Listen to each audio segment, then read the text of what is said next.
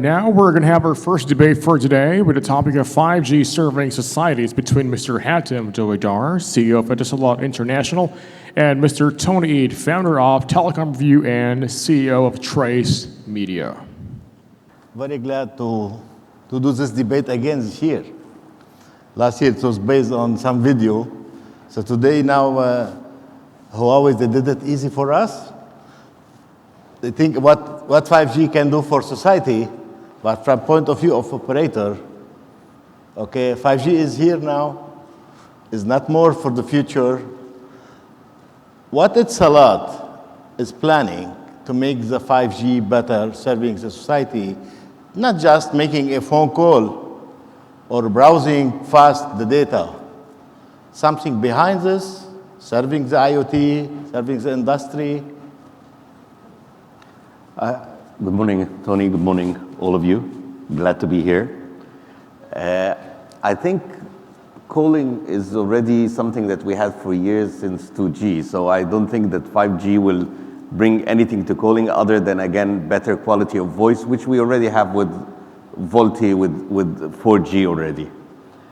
I think 5G is bringing a lot of things, and I think the presentation we've just seen from Huawei shows that is at the back of 5G, there are many things that are possible, from application using narrowband IoT, corporate applications using network slicing, and having specific part of the network reserved for corporates, especially ones that have big campuses, to, of course, consumer application using VR, AR, telemedicine, which needs very low lag, and of course, it's not here yet, but it's coming soon, autonomous cars and how autonomous cars can talk to each other using 5G, which is the only possible technology to do it, given the very low latency of 5G. So there are lots of things that 5G will bring. Is Etisalat one of your countries? You're operating in 16 countries. Do you serve any special enterprise on your, or special IoT, industrial, maybe healthcare, using your 5G network, which is in place? I think here in the UAE, we are doing that. One of the, let's say, very advanced, now enabled 5G areas is Expo 2020.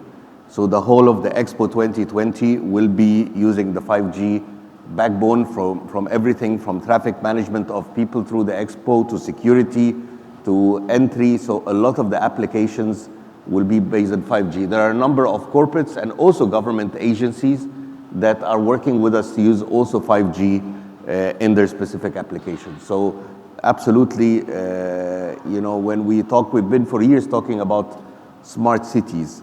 And I think that 5G is really going to be the revolution that happens in the way smart cities operate because of the amount of bandwidth available and also the very low latency that allows a lot of things that were not possible in previous technologies. Let's talking about, you mentioned Expo 2020. I know it's a lot, you're taking like exclusive deployment of 5G there. But you know, we're expecting millions of visitors in same day. Do you think you're ready to serve this Absolutely. mass of connected people in one time? Absolutely. It's being designed, and we have already in several, for example, of the football stadiums and several events before in the UAE have proven that the network becomes very resilient even when you have, I mean, Expo, I don't know if you've seen the map, it's a huge area. Yeah, so exactly. Even with you know, hundreds of thousands of people, still we have enough coverage. But even we have been able to prove in events in much smaller areas that we're able to have a lot of bandwidth and great network availability there. So I'm very confident that we will deliver this. Let's see, it's a challenge. 5G provide low latency, as we said. How people or your consumer can enjoy this 5G in the small latency? What's the feedback of your customers?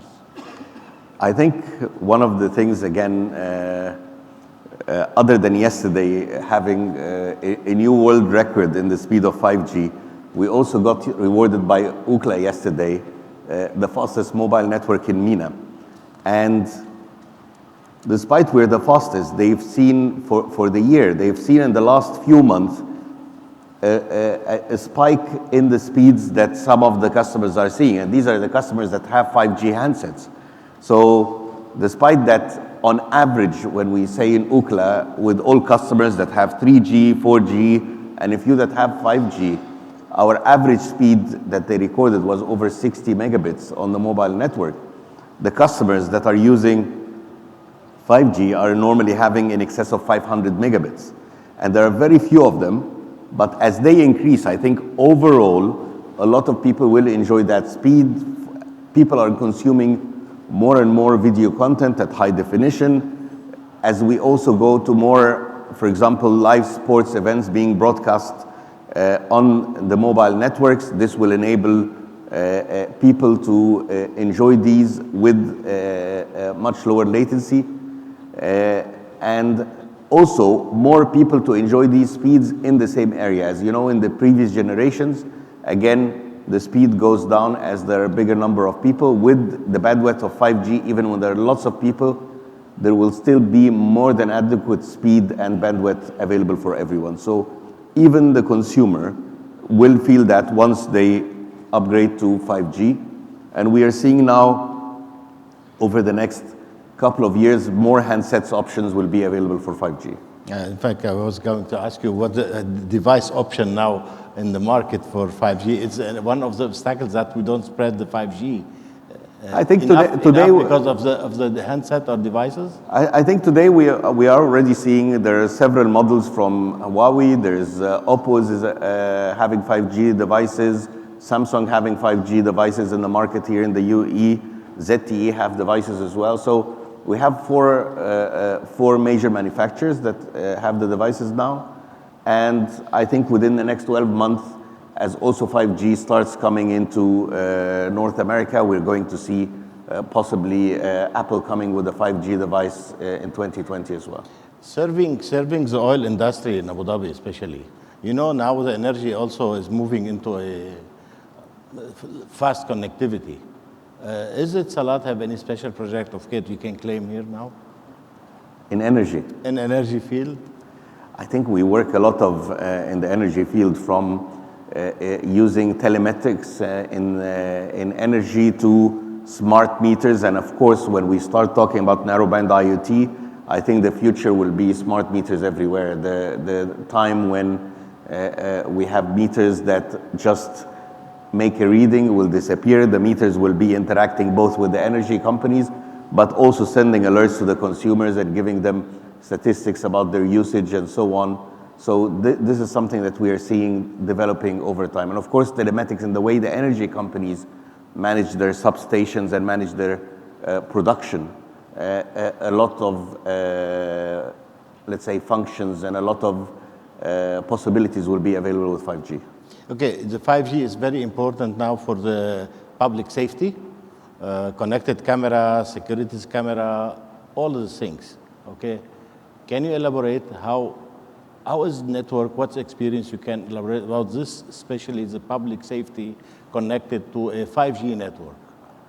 I think in safety, especially in areas that are critical, like airports and stations and so on, it's not only about the camera capturing and recording, which used to be, again, the past kind of technology, but you want cameras that interact with back-end applications for facial recognition, for recognizing objects that are left unattended, using AI without having to have security people looking at a screen all the time. So a lot of these things are going to evolve using AI and robotics to be able to identify all these things that can be security threats, or could be even somebody having a heart attack, and the cameras would be able to recognize that and alert the medical services. Yeah, the fastest transfer of data is a key in these things. Yeah, so I think again, the low latency and the speed and the ability to have much higher definition cameras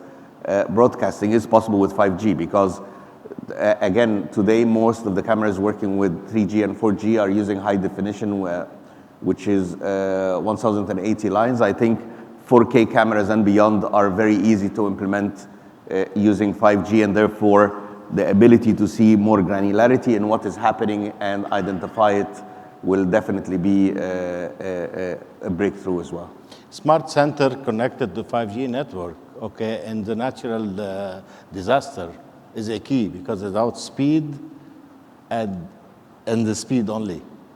Can you elaborate on Not this? only speed, I think with 5G the technology is capable of doing network slicing. So you can allow emergency services, for example, to use a slice of the network that is not affected by the usage of other people, by people sending videos or so on. So you maintain a high priority and high throughput for the people who need it at the time that is needed. So this is a functionality in 5G that comes different from previous generations. 5G is promising a lot, so thank you. If you want to elaborate more, or I'll go for the questions now. Please. Okay, please, we'll take a few questions. If you have any question, please raise your hand. No questions? I will ask more. No, I will ask one more. I will ask one more. Okay, let's say I'm connected on 4G network, you're connected 5G network, okay? What the difference you can see is how I can connect it to smart sensor in really a tough time, it's busy network, okay? What the difference between my response and your response? I tell you, if you are just as a consumer today, you will not feel that much difference unless you're downloading a very big file, and you'll find that you download that file much faster on 5G. But for most other applications, whether it's voice or data, you will not feel that yet. But as we get to more, again, ultra high definition broadcast, as we get to very time sensitive alerts, for example, again, when we're talking about autonomous vehicles or talking things of that sort, that's when you start feeling the full power of 5G. And that's why, again, while 5G is here in reality in the UAE, in Saudi, in actually several other GCC countries, we see that 5G will still have some time to come in other markets in MENA. And the reason for that are that the devices and applications are still much further from being ready in the market. So yes, you can today feel some of the advantages of 5G, but it is not there to its full capacity or full capability that we will feel in times to come. I think maybe next year in Expo, people will feel it because there are lots of interaction, there are lots of things where you will take your phone and enter into the Expo, and you will have a multitude of experiences with things that you see physically and things that will be available also in AR and VR that you can experience while there. Okay, we'll take question from here, please. Micro. Please say your name. Even I know you and everybody knows you. Hi, it's Hani Kukhan from Huawei. Thank you for an insightful discussion, and it's really an honor to be here. Thank you, Tony. My question, Hatem, is as we see 5G as an era at the end of the day, we're transforming the industry and telcos are transforming.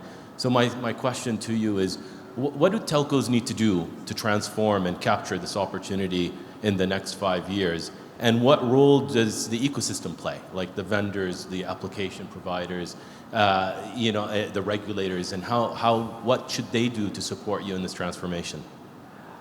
I think for the telcos, it's very important now to recognize that there are lots of new things that are available that can be introduced by 5G, and to try to be more creative and more involved in the end-to-end application. I think in 3G and 4G, there were lots of OTTs that came and made a lot of the benefit of these technologies, some of them more than the telcos. So when we look at a lot of the Silicon Valley companies, Facebook, Google, and so on, 3G and 4G were a big improvement for them in the amount of people they can reach with their services and the amount of users they can have. And they took a lot of value in that, whether in advertising or other types of content. Also, we saw a lot of messaging services, WhatsApp, for example, which became afterwards part of Facebook. These applications came on top of our technology, and they managed to keep a big part of the value. I think with 5G, as we talk about end-to-end applications, it's very important that we work together with different partners in the ecosystem, whether it's the network manufacturers, whether it's some creative applications, to try to keep more of the value this time within the ecosystem, within the existing ecosystem, within the telcos, because 5G is also a very expensive affair. It's not going to be cheap to roll out 5G. So we need to make sure that when we do that rollout, that there is a return that will come to the operators, the other stakeholders, the shareholders, the governments in the country as well, and we don't see a complete leakage of the value, all, for example, to Silicon Valley, which we have seen happen before. Thank you. Any more questions? No more questions. I think there's one at the back. Well, there is one there. Please. Thank you. Hi, Tony. Yazan Hassan, Tetra Mobile Solutions. We saw back in 2013 the governments doing their own LTE networks, trying to make their own LTE backhaul. The operators tried to interfere and get some kind of business from that. They failed, I think. What do you think, Mr. Hatem, now in 5G? No, I think look, with why that didn't happen before, it's a very expensive thing to roll a network. And some of the governments or some of the, let's say, agencies within governments need absolute, again, privacy and security of their network. And I think 5G as a technology offers that through network slicing. So this is something that was not available in 4G, and therefore there was always this conceptual discussion about how can you have a completely separate network without having to make the investment. Some countries ended up having to use an application layer to be able to avoid making the physical investment. Some actually made the investment in some parts of the country. I think with 5G, we can avoid this. We can avoid the duplication of putting extra infrastructure by providing that network slicing to, again, either the governments or very big corporates that need that functionality. And it doesn't come, again, it doesn't come cheap, but it's definitely cheaper than building your own network. Thank you. Last question here. Two questions here, but make it quick, please. Good morning. Mahmoud El-Bouredi from Etisalat. I have a quick question. Do you believe that 5G technology will replace the fiber and cables that we currently have? No, I don't think so. Again, fiber today is offering faster and faster speed. And again, the fiber is a physical layer. So no matter how many people are using the network, you have your fiber going into your home with your own network in your home.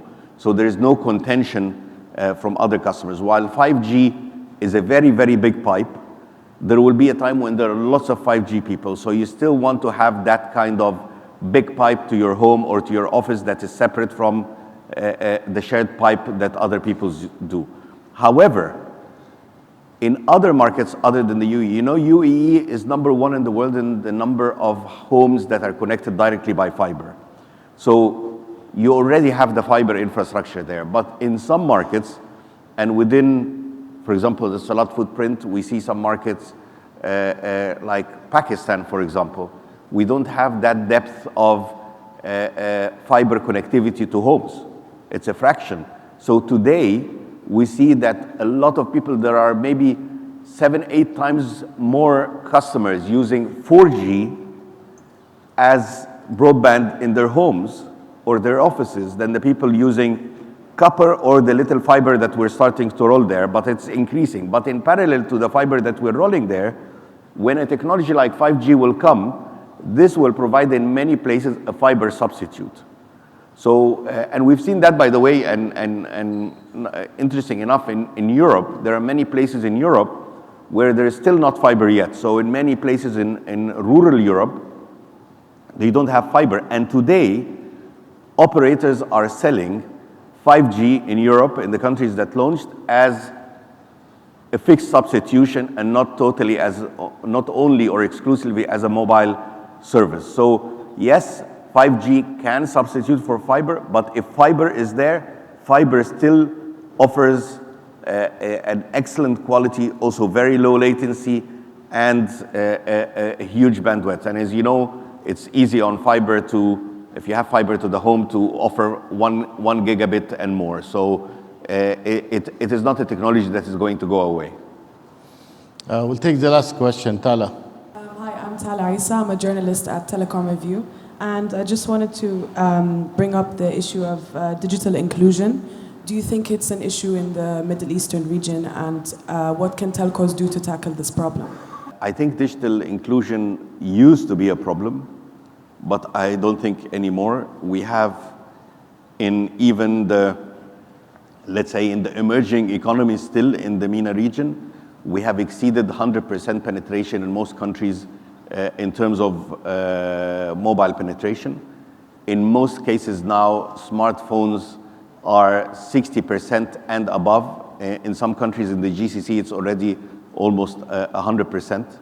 So by doing that, people not only have access to voice services, but they have access to data services, they have access to rich messaging, to social media. So I think the digital inclusion has happened. There are some services still which we are trying in some markets to do. So for example,